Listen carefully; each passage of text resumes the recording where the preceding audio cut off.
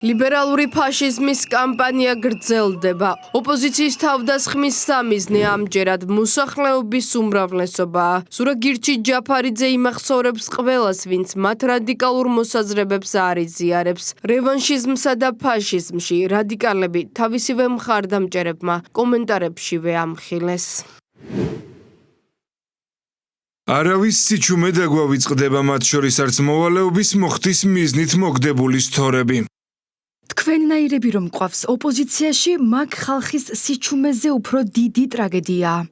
სამარცხვინო ხარ, რევანშისტი და ფაშისტი, ალბათ ახლა პასტა ფურცლით გახარ და იწერ ყველა უარყოფით კომენტარს. ორი გვამიც ხო არ გინდა? ყველაზე პროპაგანდა, რაც კი როდესმე სადმე ყოფილა, ჯერ არ მოსულ ხარ და რამხელა აგრესიით იქნებ თითებს, თავი ვინ გონია, ადამიანებს რის გამო აყენებს შეურაცხყოფას, რომ ჩუმად არიან, დაჟე ემუქრები, რომ არ დაგავიწყდება და ეგ ნორმა გგონია?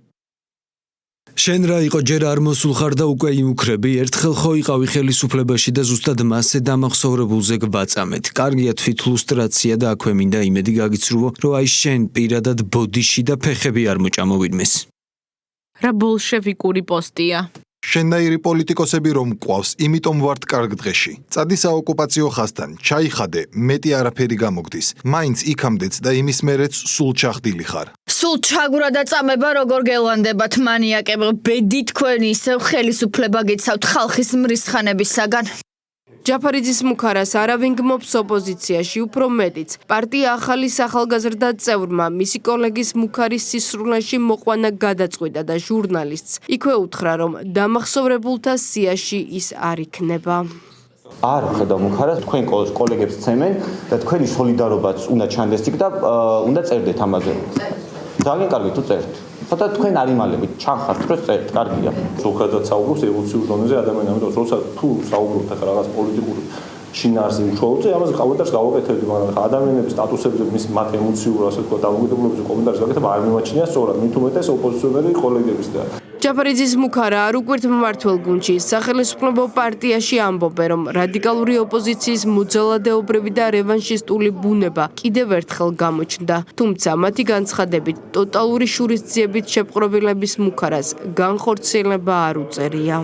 გერჩი ჯაფარიძის ეს განცხადება არა მარტო კონკრეტულ განწყობას მიუთითებს ერთი კონკრეტული ადამიანისა, არამედ შინაარსზე მიუთითებს თუ რას წარმოადგენს კოლექტიური ნაცმოძრაობა. მათ ერთი სული აქვთ დაუბრუნდნენ ხელისუფლებას, ხელისუფლების სათავეები ჩაიგდონ ხელში და რასაკვირველია ტერორი არის ის ხელწერა, რომელიც მათ ახასიათებდათ, მათ შორის სურა ჯაფარიძის მონაწილეობით, როდესაც ის ნაცმოძრაობის გემდივანი იყო. და საერთოდ თვალები ქონდა დახუჭული იმ საშინელებებზე, რასაც ეს კონკრეტული პარტია ხელისუფლებაში ყოფნის დროს ჩადიოდა. გირჩი ჯაფარიძე რო იმეს ემუქრება, ეს უკვე კურიოზია, მაგრამ მეორეს მხრივ ეს არის კრებითი სახე რადიკალური ოპოზიციის და ჩვენ ხედავთ ბუნებით როგორი მოძალადე არის ეს ოპოზიცია და ამათ აქვთ ერთი სული, როდის იძიებენ შურს პირველ რიგში რიგით მოქალაქეებზე, მშვიდობიან მოქალაქეებზე ამ ქვეყანაში. ანუ მათ უნდათ ტოტალური შურისძიების მოწყობა ჩვენი საზოგადოების წინააღმდეგ. სხვა საკითხია, რომ ამ ყველაფერს ისინი ვერ ეღირსებიან და მისი რესურსი არასდროს არ ექნებათ, მაგრამ მეორე მხრივ ჩვენ ისინი გვახსენებენ საკუთარ რეალურ სახეს. ზურაგირჩი ჯაფარიძის მუქარები ჩვენ ნანახი გვაქვს, ის რაღაცა უმგვანო სცენებიც ნანახი გვაქვს, სამწუხაროდ ოკუპირებულ ტერიტორიების ამ კონკრეტულ მართულ ხარჯებთან ეს ყველაფერი ერთ რაღაცაზე მეტყველებს, რომ ამ რადიკალებს არც პროცესის გამოხატვა, პროტესტის გამოხატვა შეუძლიათ, არც რეალობის კონკრეტულად დანახვა და არც იმის საქმე, რომ მათი წარმატების რესურსი არის აბსოლუტურად ამოწურული. სწორედ ეს ადამიანები, ეს პოლიტიკოსები, რომლებიც დღეს ოპოზიციაში არიან, მაშინ ხელისუფლებაში ყოფნის დროს შექმნეს იმგვარი სისტემა, რომელსაც მაგალითად ევროპის სტრასბურგის სასამართლომ, ადამიანის უფლებათა ევროპის სასამართლომ უწოდა წამების სისტემა.